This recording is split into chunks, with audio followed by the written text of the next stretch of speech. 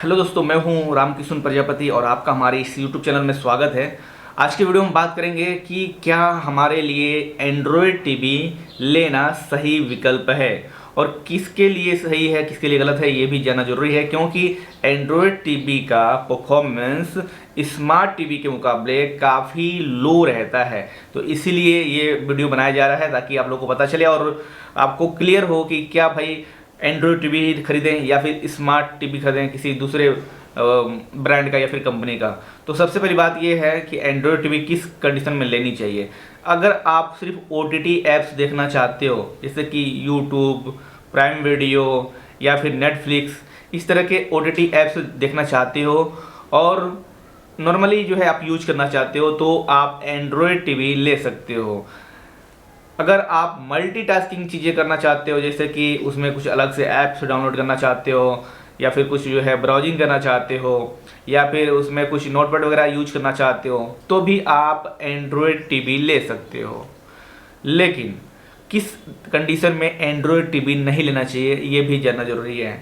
अगर आप चाहते हो कि आपके टीवी की परफॉर्मेंस तगड़ी हो, यानी कि आपका टीवी फास्ट परफॉर्मेंस करे, ऐसे कंडीशन में आपको एंड्रॉयड टीवी नहीं लेना चाहिए, स्मार्ट टीवी लेने का विकल्प आपको चुनना चाहिए। यदि आप गेमिंग और हैवी मल्टीटास्किंग करना चाहते हो उस कंडीशन में भी आपको एंड्रॉयड टीवी लेना इग्नोर करना चाहिए, क्योंकि एंड्रॉयड टीवी आपको उतना फास्ट परफॉर्मेंस नहीं देता है और कोई भी स्मार्ट टीवी लोगे तो उसमें फास्ट परफॉर्मेंस मिलेगा, क्योंकि एंड्रॉयड टीवी का मतलब जो ऑपरेटिंग सिस्टम है वही अलग है। और जो भी जैसे कि एलजी हो गया, इस स्मार्ट सैमसंग टीवी हो गया या फिर दूसरे कोई भी ब्रांड हो गए जो कि इसमें एंड्रॉयड टीवी पर नहीं है, वो काफ़ी ज़्यादा फास्ट परफॉर्मेंस देते हैं। एक बात और है, अगर आप टीवी खरीद रहे हैं और आप चाहते हैं कि आपका टीवी लॉन्ग टर्म परफॉर्मेंस दे अच्छा, ये नहीं कि एक साल के बाद जो है उसमें स्टेबिलिटी ख़राब हो जाए, तो भी आपको एंड्रॉयड टीवी को इग्नोर करना चाहिए। मतलब साफ है कि अगर आप लंबे समय तक टीवी को यूज करना चाहते हैं तो आपको एंड्रॉयड टीवी का विकल्प छोड़ना चाहिए, आपको स्मार्ट टीवी का विकल्प लेना चाहिए, क्योंकि एंड्रॉयड टीवी बीच बीच में उसको रेगुलर अपडेट चाहिए। अगर अपडेट नहीं मिलता है तो आपका जो एंड्रॉयड टीवी है वो बहुत ही हैंग करेगा, लैगिंग की प्रॉब्लम होगी और ऐसे में आपको इरिटेशन होगा, आपको टीवी ऐसा लगेगा कि आपका जो पैसा है बर्बाद हो गया। क्योंकि जो एंड्रॉयड टीवी है वो सिंपल इंटरफेस और अलग से बनाया गया है ताकि आप जो है उसमें ऐप डाउनलोड कर सको, लेकिन उसमें गारंटी नहीं है कि वो बहुत ज़्यादा लंबा चलेगा। ठीक है, मेरे पास दो टीवी है, एक एंड्रॉयड टीवी है और एक वेब ओएस पर एलजी का टीवी है। दोनों में मैंने देखा समानता, तो एलजी का वेब ओएस काफ़ी स्टेबल है, काफ़ी फास्ट है। वहीं पर जो एंड्रॉयड टीवी है मेरे पास रेडमी का, वो खुलने ओपन होने में भी टाइम लगाता है, ऑन होने में भी टाइम लगाता है, कोई भी ऐप को ओपन करें, यूट्यूब ओपन करें तो भी टाइम लगाता है। ऐसे में वेब ओएस वाला टीवी काफ़ी बेस्ट मुझे लगा।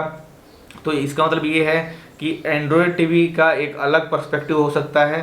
ठीक है, लो बजट रेंज में अगर किसी को लेना है एंड्रॉयड टीवी तो ले सकता है, मल्टीटास्किंग उसमें जो है कर सकता है अपना, चाहे तो एक तरीके से ब्राउजिंग कर सकता है, अपना अलग से ऐप डाउनलोड कर सकता है। आजकल जो वेब ओएस वाले टीवी हैं जो लाइक एलजी के टीवी हैं या फिर दूसरे सैमसंग के टीवी हैं, वो लोग भी अपना एक अलग से ऐप स्टोर दे रहे हैं जिनमें आप अलग से ऐप डाउनलोड कर सकते हैं। ऐसा आजकल नहीं रहा है कि सिर्फ एंड्रॉयड टीवी में ही ऐप डाउनलोड किया जा सके। मेरे पास जो एलजी का स्मार्ट एलईडी टीवी है उसमें भी एलजी का ऐप स्टोर है, वहां से भी ऐप डाउनलोड किया जा सकता है। दुनिया भर से जितने भी ओटीटी ऐप्स हैं उसको डाउनलोड किया जा सकता है। इसके अलावा भी एंड्रॉयड टीवी में सिक्योरिटी का थोड़ा रिस्क रहता है।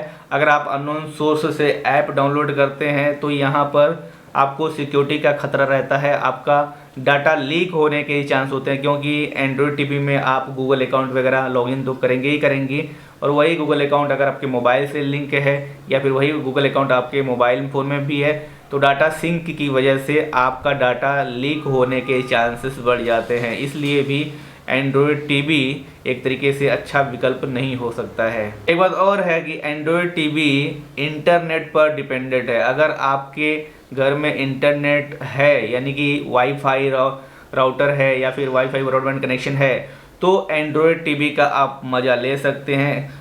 अगर ऐसा नहीं है तो उतना अच्छा आपको मतलब मज़ा नहीं आएगा या फिर उतना अच्छा फीचर्स आपको नहीं मिलेगा, क्योंकि वो इंटरनेट पर डिपेंड है। काफ़ी सारे जो ऐप्स हैं या फिर जो कुछ भी है उसमें इंटरनेट की जरूरत पड़ेगी ही पड़ेगी। तो ये भी एक जो है निगेटिव पॉइंट है कि अगर आप जो है एंड्रॉयड टीवी लेते हैं तो आपको इंटरनेट चाहिए ही चाहिए, और मोबाइल से नहीं उतना काम चलेगा, आपको ब्रॉडबैंड वाईफाई लगवाना ही पड़ेगा।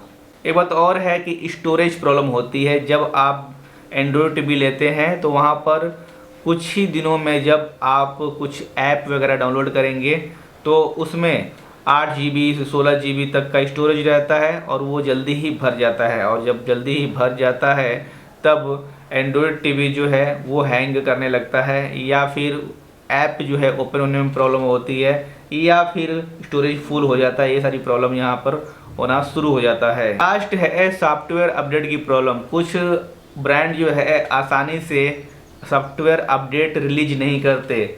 ऐसे में कुछ टीवी जल्दी ही आउटडेटेड हो जाते हैं जो कि एंड्रॉयड ओएस से बने हुए हैं। इससे फ्यूचर में ऐप्स सपोर्ट भी बंद हो जाता है।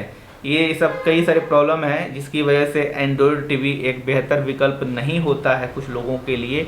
बाकी आप अपनी बजट के हिसाब से चेंज कर सकते हैं कि भाई आपको एंड्रॉयड टीवी चाहिए या फिर स्मार्ट टीवी चाहिए। मेरी ओपिनियन मानेंगे तो मैं तो बोलूँगा कि भाई स्मार्ट टीवी पर ज़्यादा फोकस होना चाहिए, या फिर लेटेस्ट वर्जन गूगल टीवी अगर आप चाहो तो ले सकते हो। इस तरह के टेक्नोलॉजिकल वीडियो के लिए आप हमारे यूट्यूब चैनल को जरूर सब्सक्राइब करें।